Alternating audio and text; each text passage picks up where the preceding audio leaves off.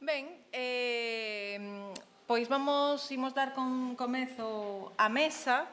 Teño a sorte de contar con Joan Trillo. Eu penso que todos o coñecedes, non? Joan Trillo foi o fundador da Orquestra Xove de Galicia, compositor, é un grandísimo divulgador da música galega, a quen lle debemos gran parte das edicións con as que contamos e tamén con unha gran parte de difusión a través da interpretación das orquestras. De feito, moitas das grabacións que procuramos, moitas veces, son grabacións que fixera que lle fixeran dos seus concertos, non? E, por outra banda, temos a Javier Gándara. Os tres formamos do mesmo grupo de investigación, o Grupo Organistrum. Javier Gándara é un gran especialista, está a facer a súa tese sobre música teatral en Galicia, en galega, no século XVIII e principios do XIX. É un grandísimo especialista tamén en música da tonadilla escénica en Galicia. Ben, que era a tonadilla escénica? Que é o que imos despois a escoitar. Era un xénero lídrico que vai nacer a mediados do século XVIII en Madrid e despois vai ir expandindo por todo o mundo hispano e tamén vai a chegar a Galicia. Galicia, as primeiras referencias que ten datadas Javier Gándara é de 1778. Estas eran unhas representacións ben curtas que no principio facíanse nos intermedios das comedias. Se facía unha comedia no teatro, en medio para que a xente non marchara, pois facían algo, non? Ao principio eran entremeses, sainetes, e finalmente van a introducirse estas tonadillas, que eran pezas cantadas nos seus orixes de principio a fin. Precisamente tamén era un tipo de repertorio que era o que realmente lle gustaba a xente, non? De feito, queixábanse moitísimo de que a xente ia a comedia e quedaba soamente ata a segunda xornada, que se facía ao final a última tonadilla, e a terceira xa marchaban, non? De feito, pensábamos, o mellor a mesa pasa como cas comedias que non ven ninguén. Vexo que non foi o que paseu, non? Ben, pois estas representacións escénicas, en termos xeral, facíanse en teatros. Hai algunhas excepcións e facíase un pouco o teatro casero, pois pasaba o mesmo ca tonadilla escénica. Hai moi poucos exemplares que se conserven. Tonadillas en Madrid haberá máis de 2000, pero hai moi poucos exemplares de tonadillas que se fixeran en casas. Este é o caso da tonadilla escénica que vades a oír hoxe.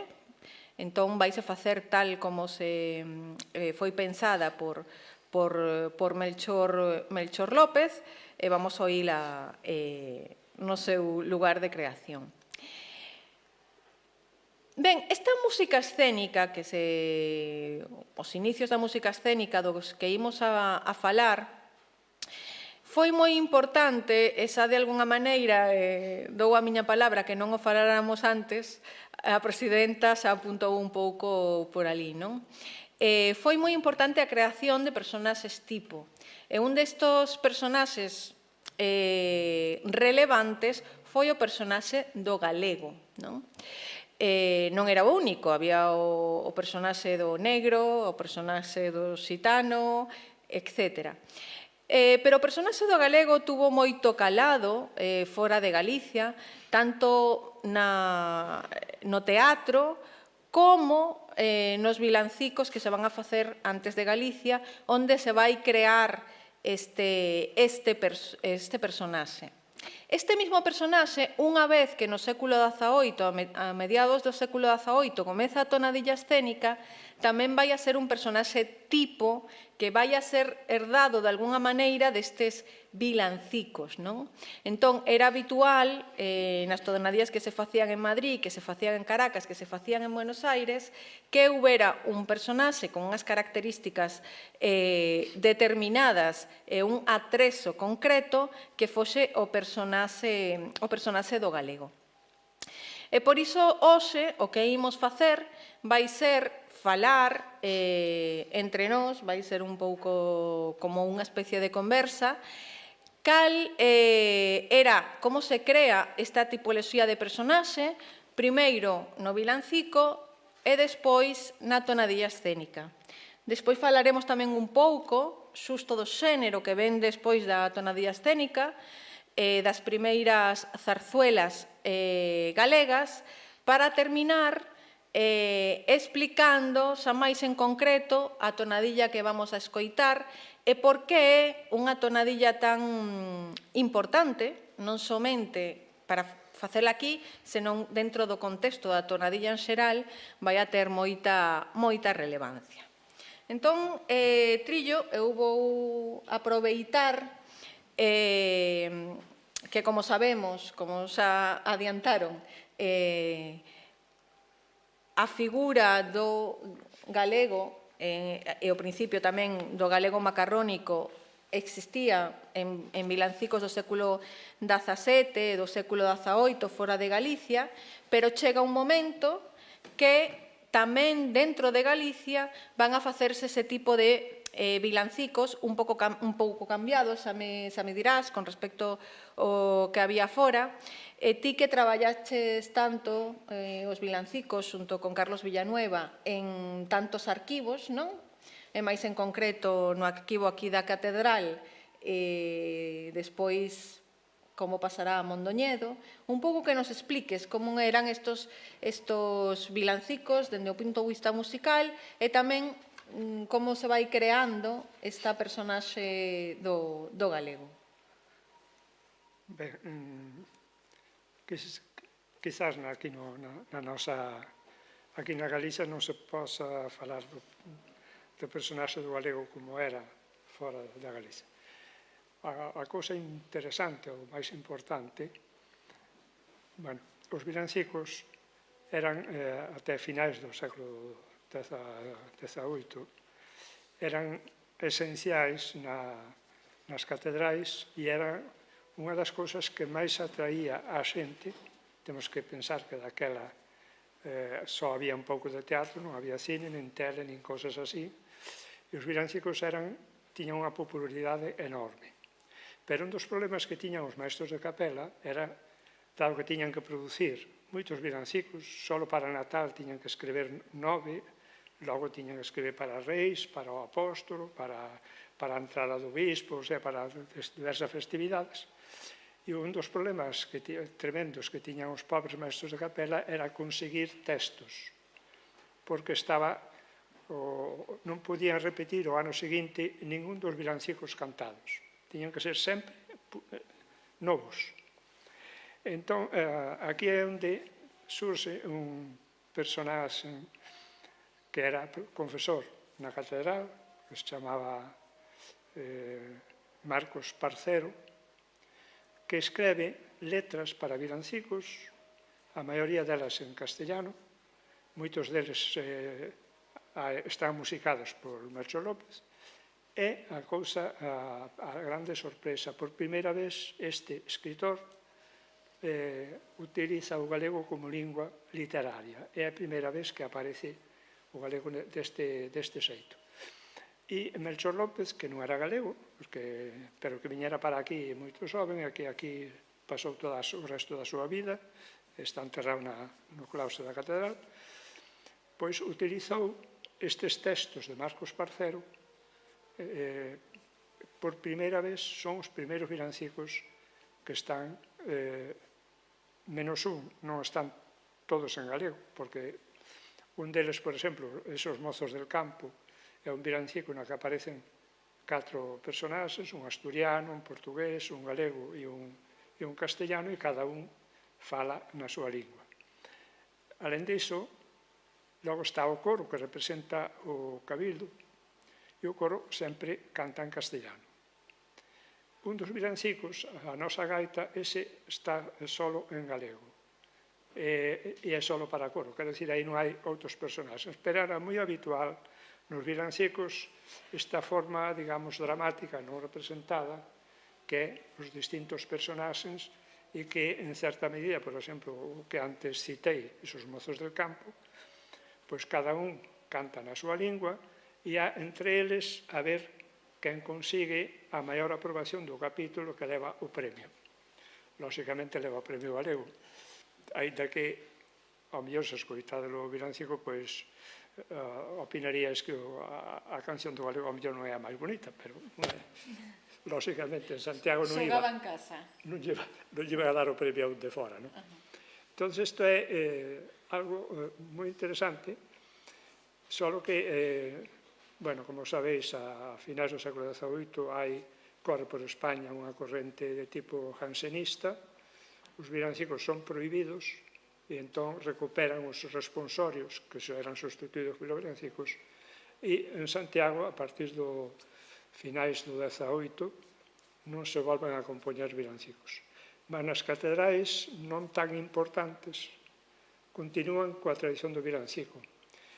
E unha dos costumes que había na Catedral de Santiago é que, dada precisamente a popularidade dos villancicos, especialmente os de Natal, o Cabildo editaba todos os anos un pequeno libreto cos textos do villancico dese ano.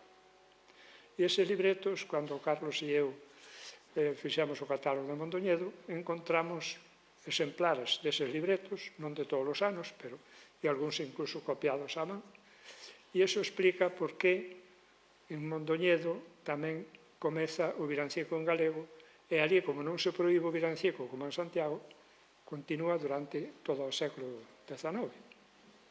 De feito, hai unha serie de poetas mindonienses que escreven villancicos para os maestros de capela, especialmente para Pacheco, que é un grande maestro galego. Entón, isto é un mundo que sorprende de alguma maneira, pero que en fin, que inaugura casi 100 anos antes de Rosalía a utilización do galego como lingua culta. E había diferenzas na música, no caso dos villancicos, por exemplo, cando comeza, se non lembro mal, Melchor López a facer os primeiros villancicos en 1791. Había diferencias tamén dende o punto de vista musical nestes villancicos en galego? Bueno, había, quer dizer, digamos, o estilo dos villancicos como estilo da época, o estilo musical, non é diferente das outras músicas que os compositores escribían. Lóxicamente, unha misa ou unha misa de difuntos pois tiña a súa característica expresiva diferente, pero o estilo musical era o mesmo. Só que no caso dos villancicos nos que entra unha personaxe en galega, como pode ser Daúlla meu cabo veño, que é unha muller que ven da Ulla aquí a Santiago, ou no Mozos del Campo, a parte que canta o galego, aí sí se nota a influencia da música popular. Bueno, e na nosa gaita, que xa é solo para coro, a melodía da nosa gaita claramente, seguramente agora unha melodía popular que imita o ritmo da gaita, ainda que non tan rápida, pero a melodía, calquera que escoite esa peza, dáse conta que era unha melodía popular, máis ou menos adaptada polo compositor. O sea que, nese sentido, sí hai unha influencia cultural da música galega. E tamén ocurría, non, por exemplo, en Pastores que al portal habéis venido... Bueno, ese é un tema interesante, porque é unha das primeiras veces da historia de España que aparece o termo de moiñeira expresamente colocado polo compositor. Esos mozos del campo, Pastores que al portal habéis venido, que é un recitado e aria. A aria é unha especie de rondó que ten un estribillo que ten o ritmo de moiñeira, ademais un ritmo clavado de moiñeira, o sea que el coloca moiñeira, tempo de moiñeira. E ao final dese villancico, a coda do villancico, hai un tema que, bueno, que os que somos un pouco vellos ainda oíamos cantar cando éramos rapaces. O sea que aí hai un... Podemos escoitar non o último tema que estás a falar, senón a primeira, cando aparece, que é un canto de berce, que lle canta o tenor o cura de Pastores. Vamos a poñer solamente un bocadiño.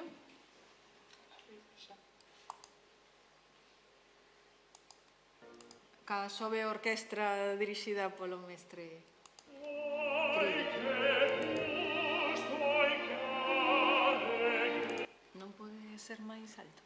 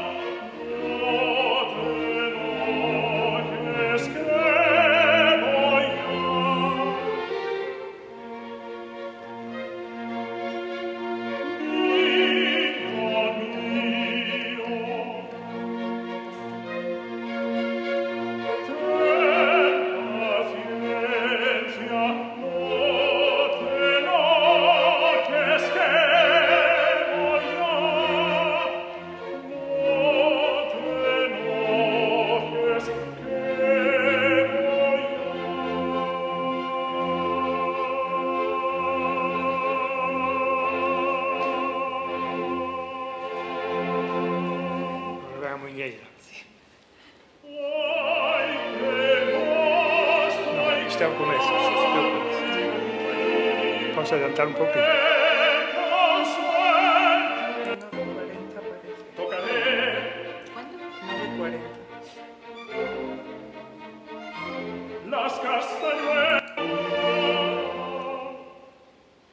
Ay, qué gracia que tiene mi niño, ay, qué chiste que tiene mi cielo.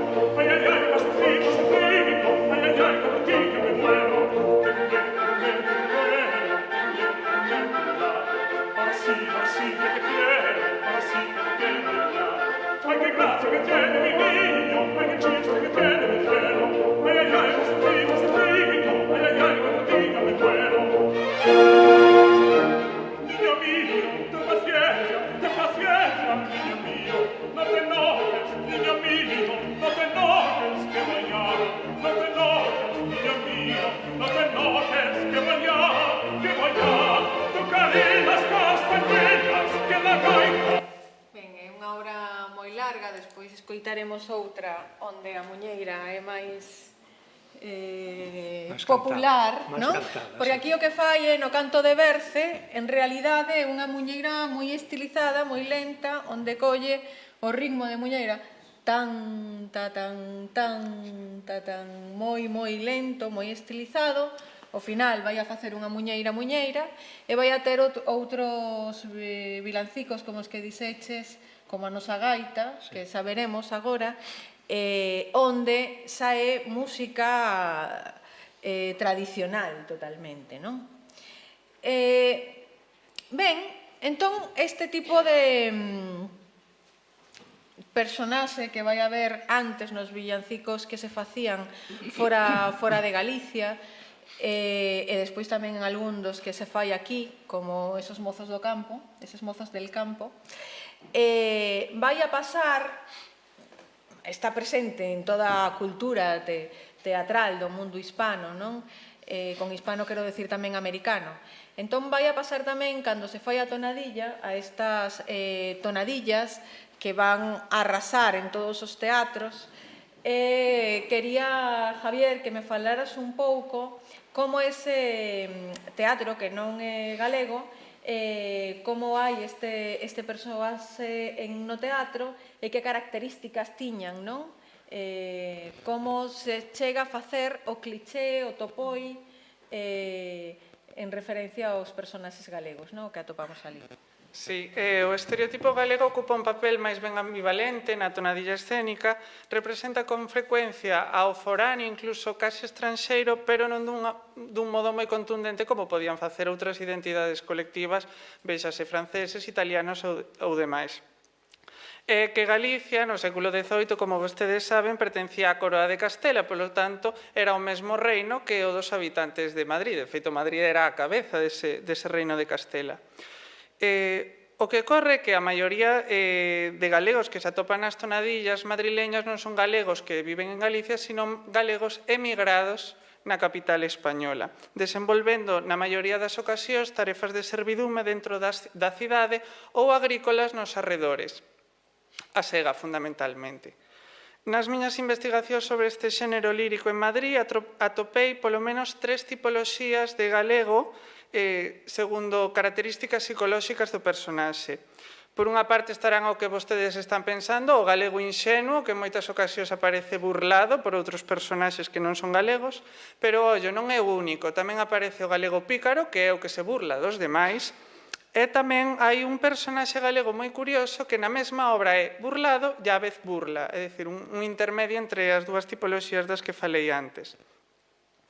É dicir, como xa insinuei antes, no teatro castelán non só se facían chistes cara ao galego, como habitualmente tendemos a pensar, quizás estamos moi hipersensibilizados cara a esa situación, senón que ás veces era o propio galego o que se burlaba dos demais. Estou, por exemplo, pensando na tonadilla La Gallega que se conserva na Biblioteca Real do Palacio Real, que é un remedo do famoso intermezzo La Serva Padrona, no que en vez de ser Serpina a serventa italiana, é Maruxiña a serventa galega, e decide casar co seu xefe para progresar socialmente. Pensen que estamos no antigo réxime e había moito inmobilismo estamental.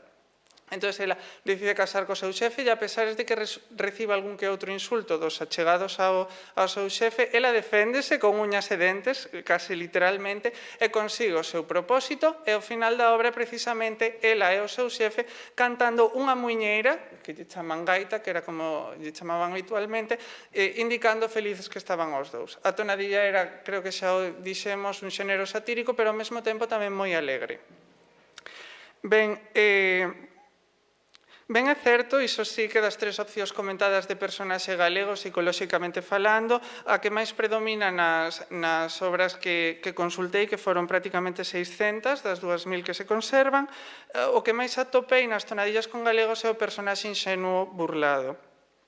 Iso sí, cabe ter presente que os galegos non eran o único estereotipo burlado neste tipo de teatro. Por exemplo, os franceses e os italianos, como dixen antes, aparecían moitas veces con chanzas arredor deles, pero eran chanzas diferentes.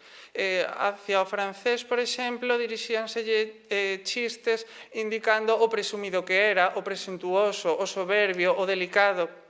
Hacia o galego era máis o salvaxe, eso aparece moito, esa palabra.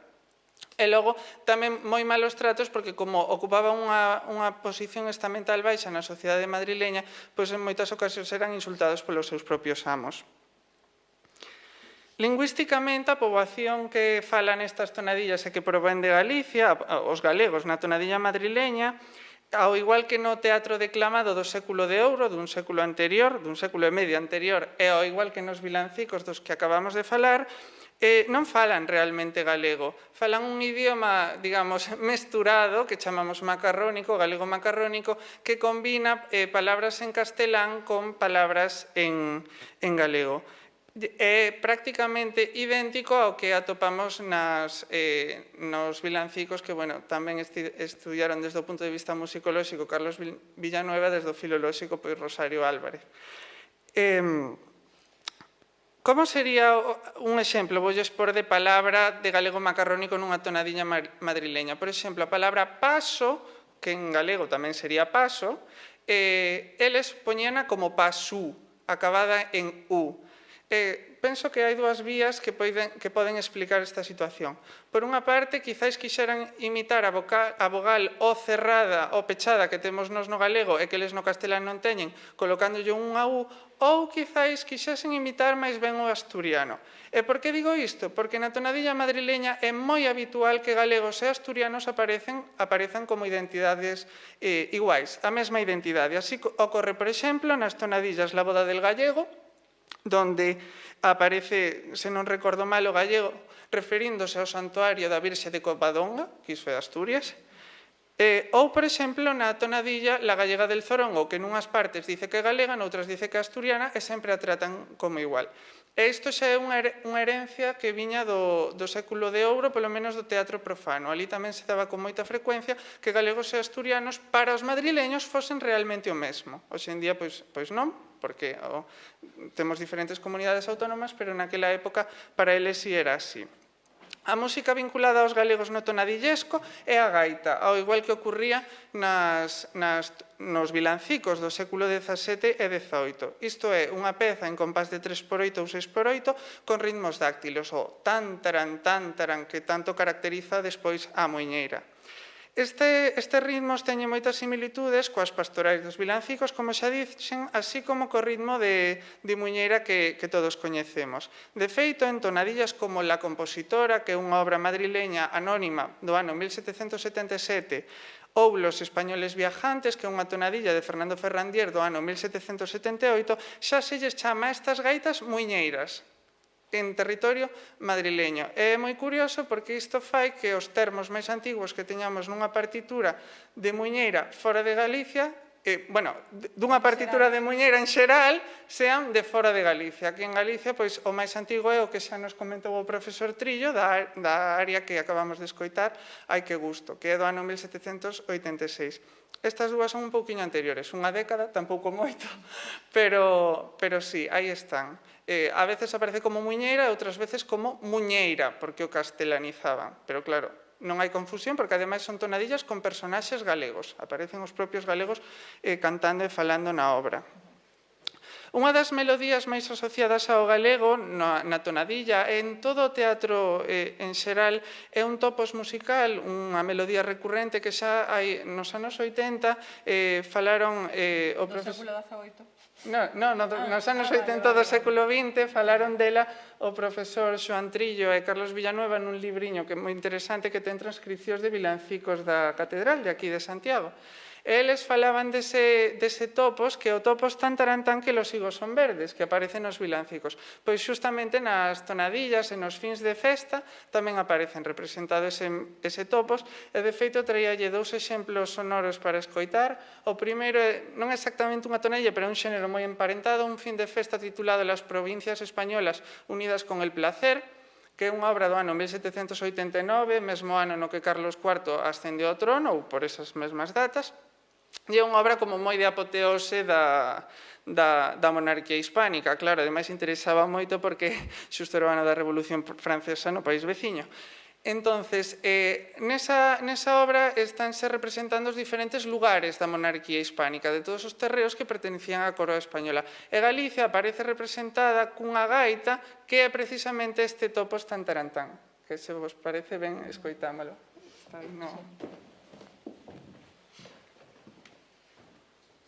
Bueno, non vai soar moi ben porque eu non teño unha orquesta a miña disposición. Entonces, é unha transcripción feita cun programa informático.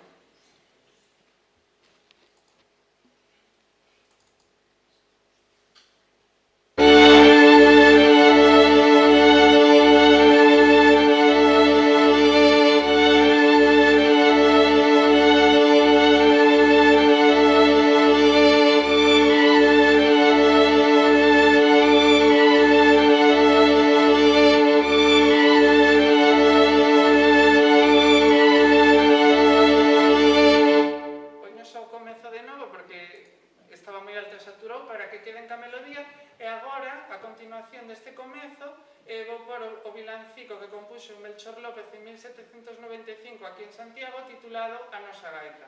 Primeiro, fin de festa.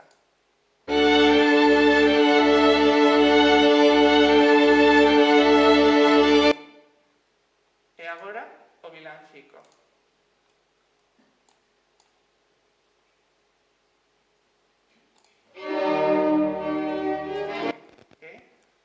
esa outra obra, como esperan os mortales, eu Ferencio con Santixo.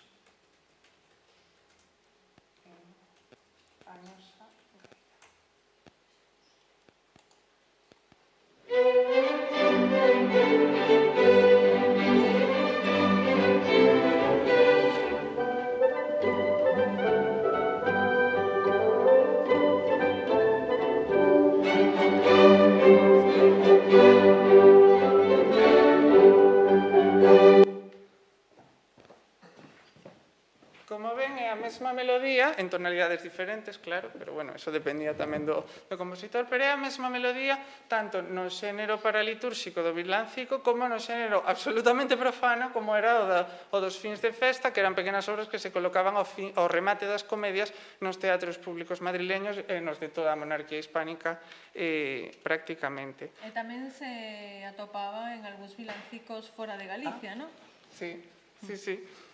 Despois, tamén se dan no repertorio tonadillesco curiosísimas fusións de pezas, digamos, que identifican ao galego e ao personaxe galego con outras pezas que identifican outras identidades colectivas. Por exemplo, na obra madrileña Los gallegos de la siega, que é unha obra de Pablo Esteve de 1783, os personaxes galaicos interpretan unha peza final que mestura unha muiñeira, unha gaita en 6x8, e unha tirana, que era un baile moi asociado sobre todo a territorios de Castela e Andalucía.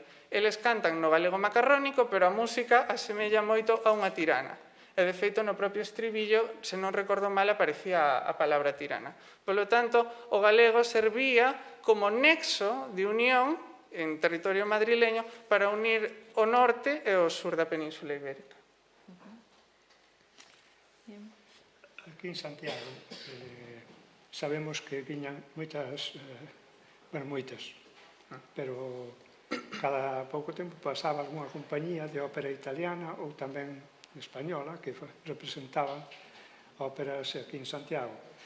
Entre estas compañías traían tamén tonadillas. Sí, isto é algo que me costou moito saber porque tiven que... Claro, non conservamos prácticamente documentación desas compañías itinerantes que viñan a Galicia na segunda metade do século XVIII, documentación propiamente musical, refírome.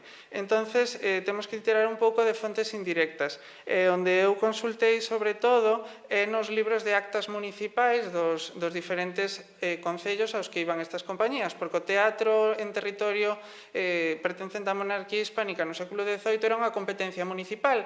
Entonces, cada vez que unha compañía chegaba a un territorio, tiña que ir ao concello correspondente solicitar permiso de representación. Entonces, aí aparecen referenciados a veces alusións a tonadillas. A maior parte das veces dicen e solicitan interpretar tonadillas, pero non nos especifican os títulos, polo tanto é un pouco difícil saber. Aínda así, atopei algunhas referencias a tonadillas concretas, a títulos, en libros de actas municipais galegos. Por exemplo, a compañía de Manuel de Lucía e Antonio Iglesias, que era unha compañía de comedia española, solicita ao Concello de Ferrol no ano 1778, que era o ano que referíase Monserrat ao comezo desta mesa redonda, que solicita representar as tonadillas Aquí vuelve señores e La venta. As tonadillas aquí non quedan porque eran os papeles deles e eles levábanos unha vez que marchaban de Galicia, pero xustamente eses títulos cuadran con tonadillas que se conservan en Madrid, na Biblioteca Histórica Municipal, e o ano tamén é moi similar. A veces é unha diferencia dun ano, 2 anos, é dicir, que prácticamente podemos confirmar de que eran obras realmente importadas. E iso foi moi excepcional precisamente a tonadilla que hoxe vamos a escoitar, porque é unha obra composta aquí, non importada de Madrid. As compañías que viñan de comedia española eran, bueno, non eran tantas como noutros territorios, porque Galicia orográficamente debía ser moi difícil de atravesar dende Castela ata aquí, con tanta montaña, pero sí que localicei varias que sobre todo se establecían na Coruña, en Ferrol, en Santiago de Compostela e Pontevedra. Por exemplo, as compañías de comedia española que interpretarían tamén tonadillas de Diego Ortega, Antonia Díaz, María Antonia Iglesias, Por certo, esta tiña 19 actores en plantilla e 5 músicos estables na súa orquesta, que era unha cousa bastante considerable para unha compañía itinerante na época. E logo outras como a de Ignacio Cañizares, Pascual Mas e Agustín Llopis. A maior parte delas rivalizaban coas compañías de ópera italiana que tamén chegaban aquí. Curiosamente, chegaban non dende Castela, chegaban por Portugal. Eu estive ali tamén investigando e moitas das compañías escénicas que eu atopei aquí referenciadas nos libros de actas municipais aparecían en Lisboa, aparecían en Porto e eu teño a hipótese de que chegaban un pouco escapados de ali porque o ano no que chega, por exemplo, Nicolás Setaro a Galicia é o ano no que en Portugal se crea a Real Mesa Censoria que era para censurar o teatro. E ele, ademais, segundo me comentou o profesor Xosé Camões, que é un catedrático dali da Universidade de Lisboa, el tivo bastantes problemas, Setaro, na propia zona de Lisboa. E logo tamén a relación destas compañías de comedia española que interpretarían Tonadilla co Cabildo da Catedral non sempre era o máis axeitado. Non sempre por motivos religiosos, a veces era porque tamén a Catedral tiña a súa certa actividade escénica. Estou pensando que, por certo, creo que está aquí a profesora Pilar Alén, ela estudiou a ópera, poema melodramático de las Venturas de España, la de Galicia es mejor, que é unha ópera da que hoxe non sabemos da música, pero que foi composta polo mestre de capela anterior a Melchor López Buonocchiodi, segundo ela nos refire nas súas investigacións. É dicir, que había unha certa actividade teatral bastante considerable, pero faltanos moitas fontes porque o tempo é un filtro a veces un pouco cruel. Tamén había, para a catedral había un problema que os cantores da catedral e mesmo os músicos a veces participaban nestas compañías para redondear os seus salarios, que tampouco eran malos, pero bueno. E entón, claro, a catedral a veces tiña fricción co teatro. Non estaba moi de acordo con esta. De feito, recordo nun libro de actas municipais de aquí de Santiago, que se conserva agora no arquivo da Universidade de Santiago, no que Nicolás Setaro, por exemplo, solicitaba ao Concello de Santiago que, por favor, os religiosos non insultasen as súas óperas. Era unha cousa así, un pouco. Ben, agora eu quería facer un pequeno salto no tempo das tonadillas a zarzuela que tivo tanta importancia e quería, Trillo, que ti traballaches con tanto material, editaches tanta música, que nos falaras un pouco das zarzuelas galegas que hai ata o de agora editado, non? Javier Jurado, que fixo a súa tese precisamente sobre a zarzuela galega, toda unha produción bastante importante que hai sobre zarzuela galega. Sí, Javier Jurado fixo dúas teses doutorais, unha a última na Coruña. A primeira. A última non. Non, a primeira. Sí, a de Fernández Vide. A segunda era de... Sobre todo na lenda de Montelongo, que é a outra tese doutoral, estudia moito máis toda a presencia das zarzuelas en Galicia. Ben, aquí hai dous temas interesantes. Primeiro, o da lingua e logo o do teatro. O da lingua, hai as zarzuelas que se facían en Galicia e se representaban aquí, pois moitas delas, a maioría, eran en galego.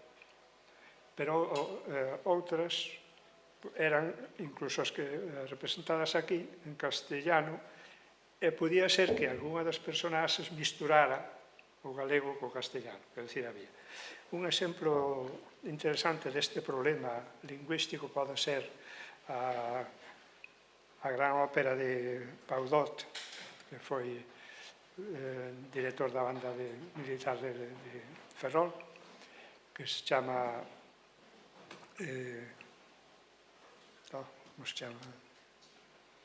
Cantusa.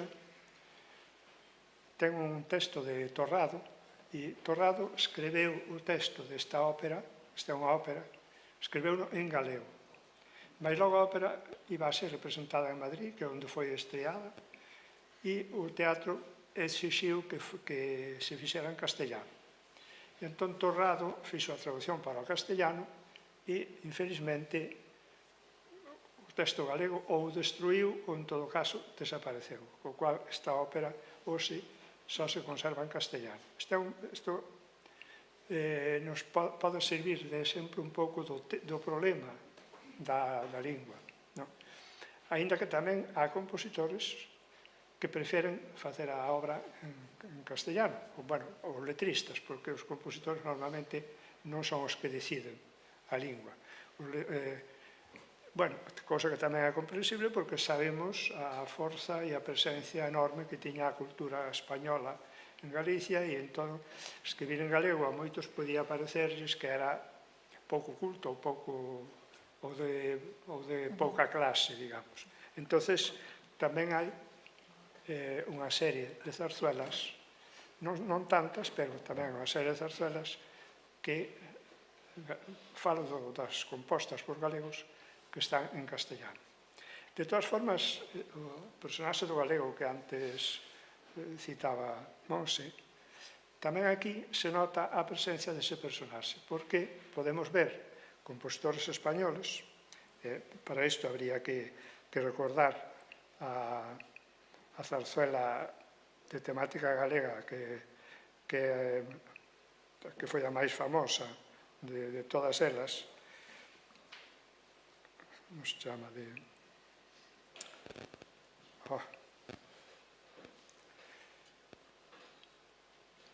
Maruxa, de Amadeu Vives. De Amadeu Vives, que foi a zarzuela, digamos, galega máis famosa de todas elas, pero estaba en castellano. Pero, en todo caso, é interesante que un compositor que non tiene nada a ver con Galicia, pois utilizara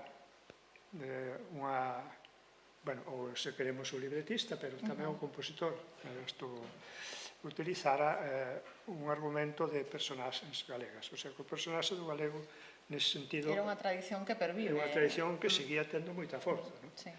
Pero, Sí. infelizmente, o problema de toda esta composición musical é que, en primeiro lugar, que na época non era fácil publicar unha zarzuela, porque non tiña saída, ou se ten menos, se queremos, pero decir. E entón, só hai un ou dous casos de obras publicadas na época. Ora, os que intentamos recuperar a nosa historia, pois conseguimos publicar algunhas das obras, concretamente Javier Jurado publicou a partitura completa de A lenda de Montelongo e el e eu publicamos tamén a partitura completa de Non choras a veliña e pouco máis hai publicada, nesse sentido. Está publicada tamén por como se chama? Pero Inés Avianca. Pero Inés Avianca, ainda que é o caso da temática galega, está o texto medio en italiano, é unha cousa así un pouco extraña. De feito, o libretista non debía ser moi forte no italiano, porque en italiano Inés diríase Agnese, non Inés, o sea que hai... Pero, as cousas son tamén típicas da época. Moitas destas zarzuelas galegas estreábanse en Madrid, no Teatro da Zarzuela, por exemplo, ou ben nas salas teatrais dos principais centros galegos, como o de Cuba ou o de Bos Aires. Unha das zarzuelas que máis éxito tivo fora de Galicia foi Santos e Meigas de José Baldomir. Montserrat, poderías falarnos un pouco desta obra? Que además foi publicada na época. Sí. Foi unha das poucas publicadas e ademais, como foi unha zarzuela, neste caso, que tivo moitísimo éxito, non somente conservase nas gallas de publicación, senón tamén isto era moi habitual, como era moi coñecida, pois vendíanse as reduccións para que a xente as tocara tamén na casa. Neste caso, esta zarzuela, que sí tivo moito éxito, no Teatro da Zarzuela fíxose nada menos que 137 veces en funcións continuadas, é con texto de Manuel Linares Rivas, e a zarzuela propiamente está en castelán. O que acontece é que hai dous números que son poemas de Rosalía de Castro que si se cantan en galego na Zarzuela, e vais estrear en 1908 en Madrid, entre outras cousas porque era prácticamente imposible estrear unha zarzuela en Galicia, non? Entón, a única maneira de poder presentar a zarzuela en Galicia era primeiro ir a Madrid, ter éxito en Madrid, e entón podían vir para aquí, non? Esa é unha zarzuela interesante, ademais, porque vai crear unha grande polémica, a pesares do éxito ou precisamente por el, porque vai haber un grupo, digamos, de controversias de dous tipos. Unha era como o asunto acontecía unha parte nunha igrexa, lle pedían a virse e tamén a unha meiga conseguir o home que quería, non, Maripepa. Entón, va haber unha controversia porque o arzobispo de Santiago vai se enterar e vai a decir que era unha obra moi impía, que ninguén debía ir a vela, non? E o escritor era un conservador, moi católico. Entón, enfréntase o arzobispo, critícao un montón e hai toda unha controversia moi grande. Que fai o Concello? O Concello de Santiago decide homenaxear a Manuel Linares Rivas e a José Baldomir, precisamente como un espaldarazo. E o interesante son os argumentos que dan, que din que grazas a esa zarzuela se presenta unha Galicia moderna e non atrasada. Unha cousa das que se defende. A cousa ten moita sona, de feito, nas eleccións, a oposición aproveita para dicir que o Concello homenaxeou a José Baldomir como unha crítica, non? O sea, sería impensable eso. Pero vai haber esta polémica todo o rato porque o asunto era que querían presentar os personaxes e a Galicia de maneira realista ou non. Entón, a controversia é isa. De feito, no propio libreto, Manuel Linares Rivas, hai moi pouca parte en galego, pero hai unha parte en galego, pon a acotación.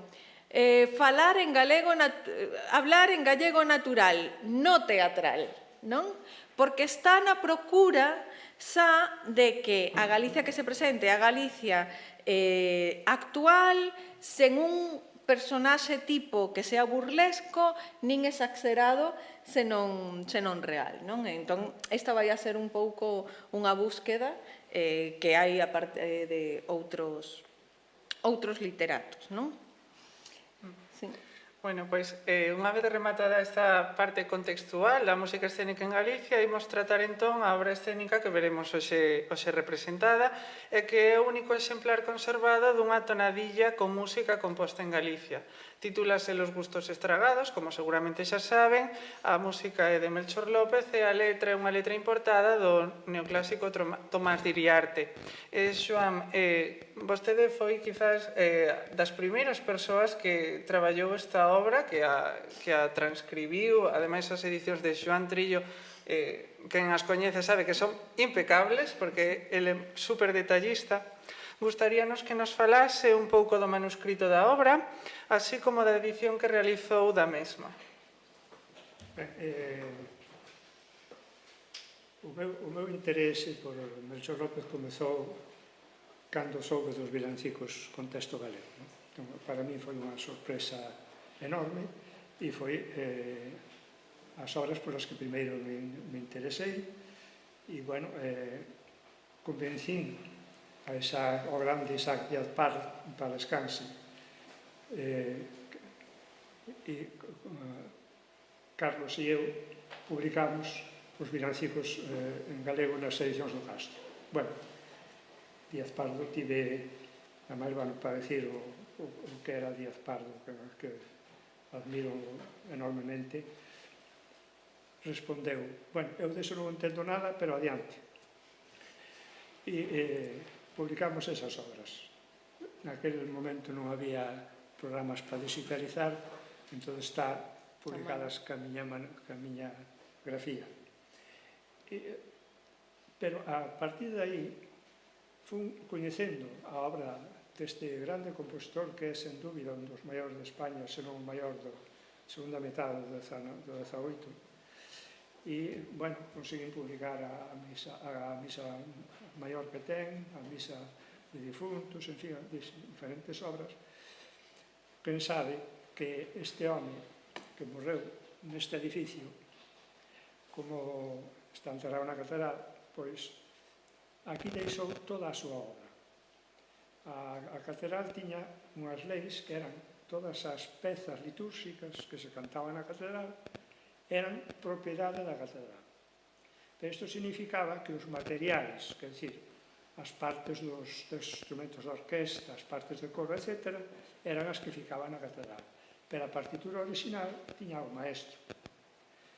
E Melchor López tivo a idea de non só de organizar, era un home moi basta ver a súa grafía, moi organizado. Entón, encuadernou todas as súas partituras organizadas por temas. Villancicos de Natal, villancicos do Apóstolo, villancicos á Virxe, arias para soprano, quer dizer, nada menos 17 volumes. Así de gordos casi todos. Entón, claro, é unha obra inabarcable. Entón, unha das cousas que me chamou a atención é que, aparte a súa produción litúrxica, incluídos os villancicos, pois tamén tiña outras obras que non eran litúrxicas. Por exemplo, ten unha grande cantidade de arias, especialmente para soprano, en italiano, porque ele tiña cantores italianos extraordinarios, que son, de feito, esas arias son extremadamente difíciles. E arias para tiple, e o cantor era un home, porque naquela época eran castrados. No coro da catedral non cantaban mulleres. Esta tonadilla escénica con que... Entón, aí foi vendo a área de música profana, pois, revisando os seus volumes, encontrei esta tonadilla nun dos volumes do villancicos ao Apóstolo, porque esta tonadilla non está nos materiais da catedral, está na partitura, o sea, nas partituras encuadernadas. Lóxicamente, inmediatamente, pois a transcribí, porque me pareceu unha obra interesante e sorprendente, porque, bueno, hai que tamén dicir que Melchor López ten outras tonadillas. Algúns villancicos ao Apóstolo son tonadillas. Ten unha no villancico de Reis tamén tonadilla, con distintos personaxes. Mas eses villancicos non eran representados porque se cantaban nos oficios da catedral. Lembro que nos reunimos un día porque Javier Gándara fai a tese conmigo, nos reunimos con Trillo e pedinlle que nos mandara repertorio. El dixonos que nos ia mandar repertorio profano, de arias, tonadillas e demais, e a sorpresa foi precisamente cando vemos esa tonadilla, que vemos que é realmente unha tonadilla escénica, que é o tema central da tese de Javier Gándara. Entón traballaches moitísimo porque era moi valiosa, o único exemplar que tiñamos, non? Quería entón preguntarche un pouco por esta tonadilla, cales son as características, o argumento. Sí, bueno, claro, o termo tonadiña realmente utilizouse un montón na Idade Moderna, utilizábase para composicións moi diferentes. Por exemplo, no século de ouro, tonadilla era simplemente unha pequena canción, non? Despois, como dixo o profesor Joan Trillo, nos vilancicos, habían vilancicos que tiñan insertos unha parte máis lírica, o estilo canción, eses eran os vilancicos de tonadilla. E logo están as tonadillas escénicas, que é a que hoxe vamos a escoitar representada, que realmente na época non se chamaban tonadillas escénicas, esta é unha invención nosa. Na época chamábanse simplemente tonadillas. O de escénica é digamos, unha coletilla que lle puxo o musicólogo Subirá, a quen admiro moito, ainda que morreu hai xa moitos anos, pero que escribiu un magnífico estudio sobre a tonadilla, hoxe hai partes xa desfasadas, pero outras non, no que el dice que para poder diferenciar esas tonadillas teatrais das que eran de vilancicos e doutras, pois íbamoslle chamar tonadilla escénica. Hoxe a maioría dos investigadores pois continuamos a chamarlle tonadilla escénica para que non haxa confusión coas outras obras. É que Javier e eu temos unha disputa sobre isto, dixo a miña versión para non contradecirme. A miña versión é chamarlle só tonadilla, pero claro, eso pode crear confusión. Con respecto á obra que vamos a escoitar hoxe, polo tanto, é a única tonadilla escénica, teatral, composta en Galicia, da que temos noticia, como xa dixemos varias veces, pero gustanos remarcalo porque é unha excepcionalidade. Ademais, a súa partitura eríxese probablemente na única conservada para a letra iriartiana de Los gustos estragados. En ningún outro lugar do que foi a antiga monarquía hispánica se conserva, ou polo menos non temos noticia, de outra música para esta mesma letra. Seguramente a houbo en Madrid, porque era o lugar no que foi composta, pero hoxe non se ten noticia dela.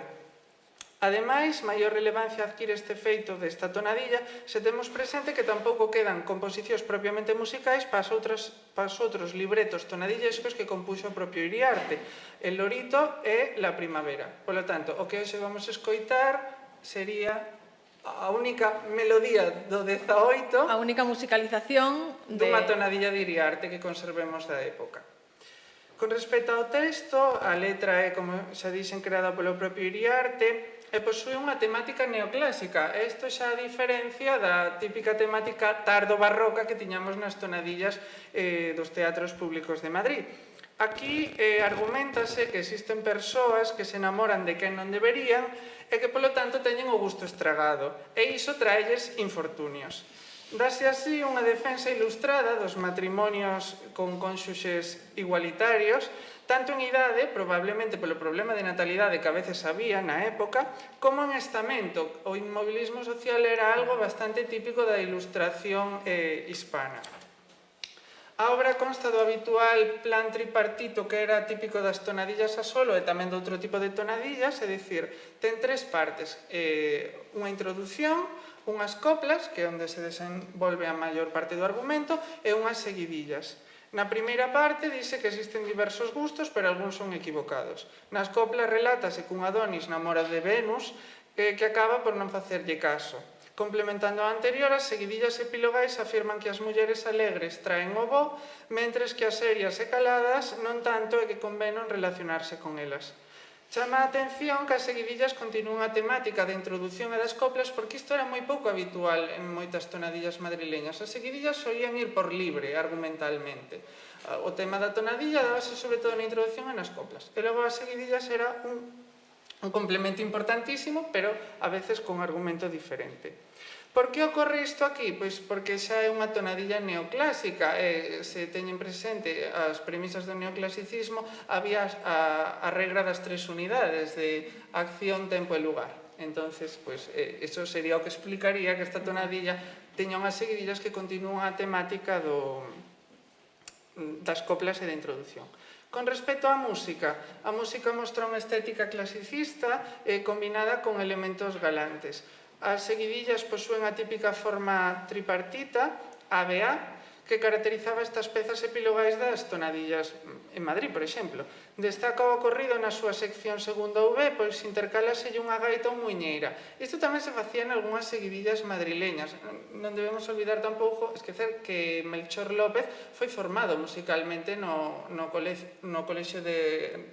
Real Colexio de Niños Cantorcitos, que era onde se formaban, digamos, en ámbito real, non? É dicir, ele en Madrid, pois, seguramente escoitou algunha tonadilla. O caso é que ele aquí incorpora unha muiñeira, pero xa non vai ser esas gaitas pastorais que atopamos en Madrid, senón que parece máis ben unha melodía extraída da propia zona galega. Xa non é o ritmo dáctilo de tan, taran, tan, taran, tan, que realmente responde a unha tradición pastoral que non só se dá en Galicia, aínda que nós a temos moi asimilada, senón que se dá por toda Europa. Hai pastorais así, que soan co ritmo tan, taran, tan, taran, tan, en Italia, en Francia, en outros moitos lugares. Aquí é unha melodía que se asemella moito ao que Dorothea Schubart e Antón Santamarina falan no seu cancioneiro popular galego de Muiñeira Nova. Entón, eu penso que podería ir por aí o desta muiñeira de Melchor López que hoxe van a escoitar no medio das seguidillas. Ademais, escénicamente, está moi ben traballado por Montserrat como verán despois. O máis probable é que los gustos estragados que hoxe vamos a escoitar se executase na propia residencia do Melchor López, ubicada neste mesmo edificio, un lugar frecuentado polos músicos catedralicios seguindo as indicacións do Cabildo para facer academias, que eran os concertos privados da época, como se lles chamaba. Así se lê na acta capitular da Catedral de Santiago do 26 de xaneiro de fíxense o mesmo ano 1799 no que Melchor López compón esta tonadilla. E dice, o violinista Siquert, textualmente, suplicaba al Cabildo se dignase acordar que todos los músicos concurriesen 2 días en una semana a casa del maestro de capilla. E tras isto dice, se acordó que todos los músicos concurran a los sitios y horas que determinase el señor deán, a fin de tener las juntas que manda la Constitución y que el maestro de capilla presida en las juntas para dirigirlas.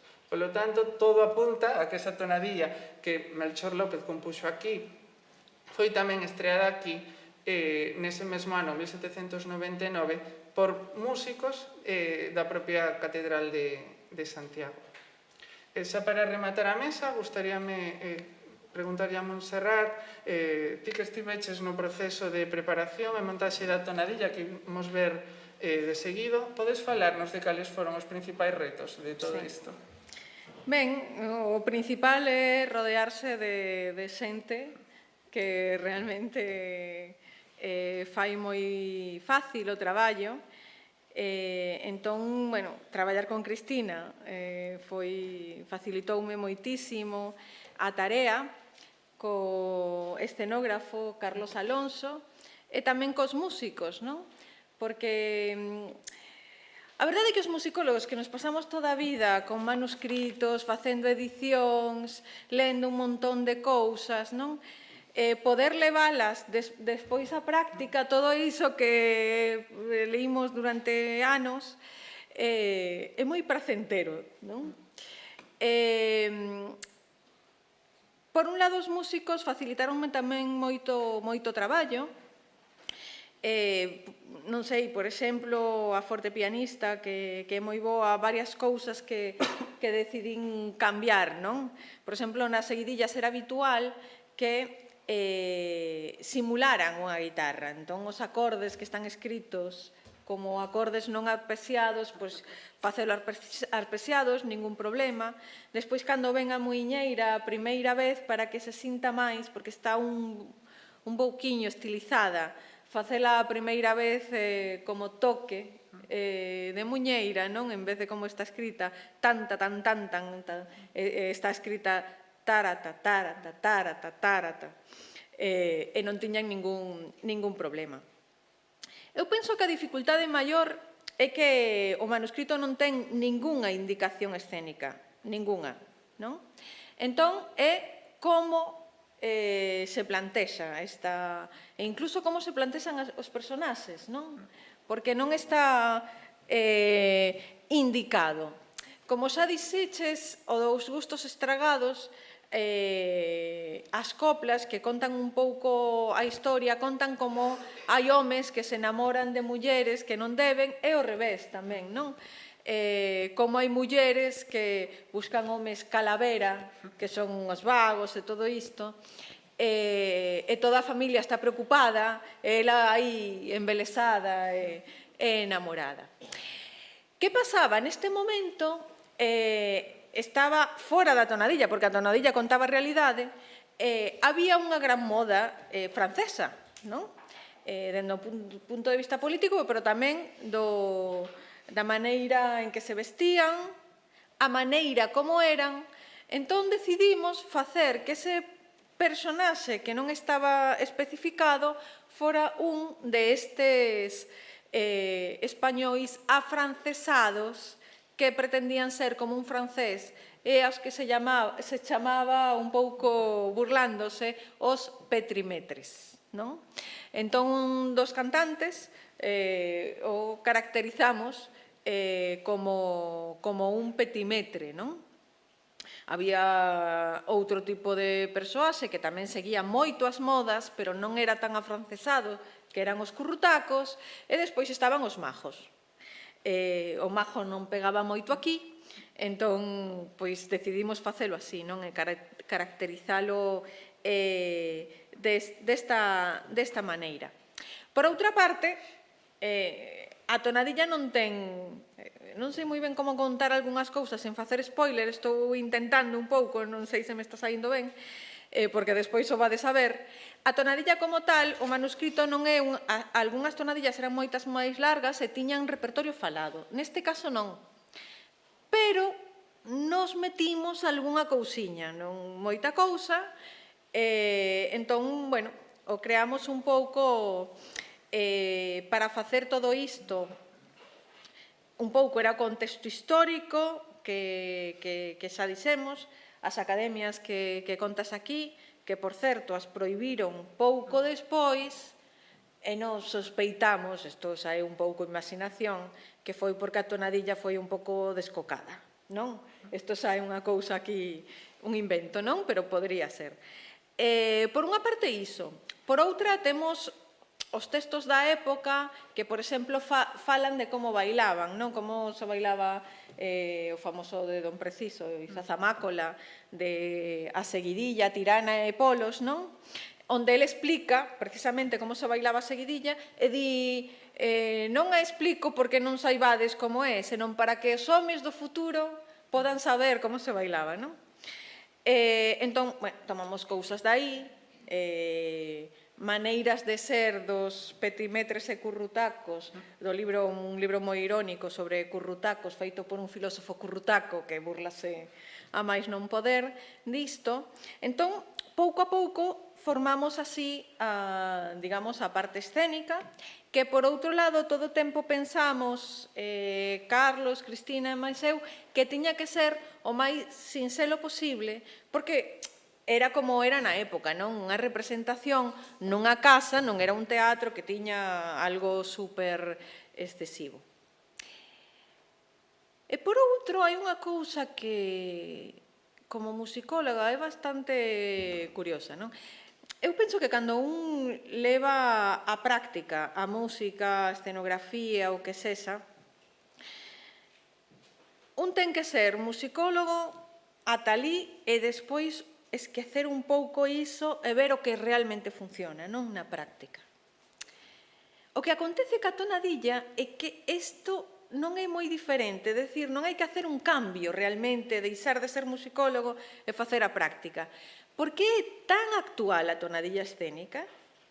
Tiña tanto que ver co mundo que había ao redor nese momento, pero que tamén funciona perfectamente aquí, que neste caso, ser moi estricto históricamente, funciona moi ben actualmente na escea, non?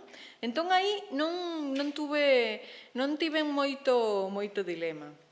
Eu lembro que cando fixen a tese, a fixe sobre o villancico e a tonadilla escénica, e cando eran villancicos e buscaba textos, buscaba en internet, aparecíanme outro villancico en outro lugar que tiña o mesmo texto e tal. Dixen, cas tonadillas escénicas fago o mesmo. Era palabrería tan actual que o que atopaba non eran tonadillas escénicas noutros países co mesmo texto, non. Atopaba blogs de persoas despeitadas que facían mal de amores, era todo así e non me serviu para nada, non buscar en internet, porque era iso, era moi actual. Entón, e de feito, nas tonadillas, as tonadilleras eran a cousa máis famosa do mundo, eran moi coñecidas, moi aduladas, cobraban 4 ou 5 veces máis que os homes, e na tonadilla se improvisaba moito, se falaba de cousas actuais, meter cousas actuais era o normal, non? Entón, iso dá tamén moito xogo para poder facer algo así.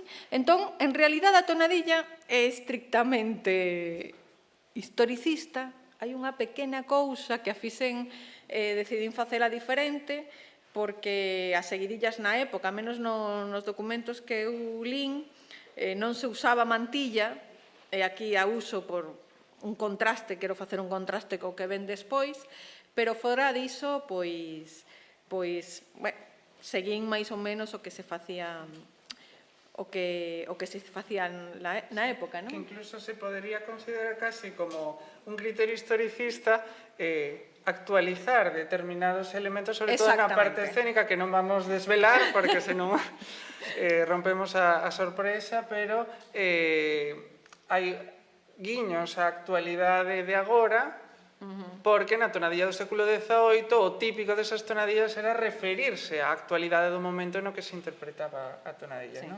Sí.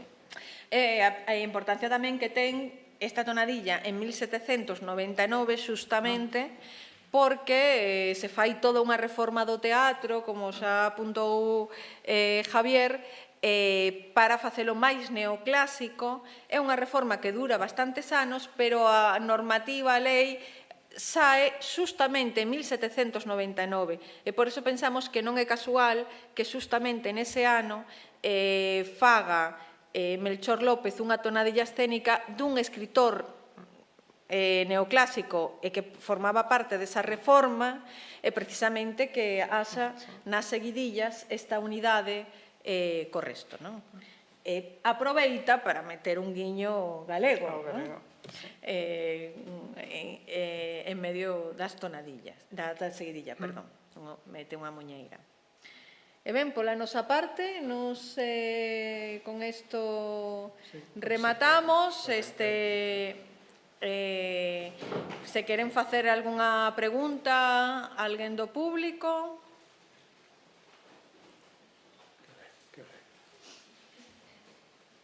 Seis e 24.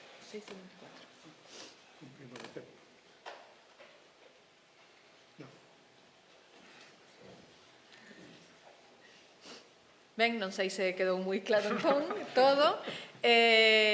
Como sabedes, e como sempre se apuntou ademais Cristina, e tamén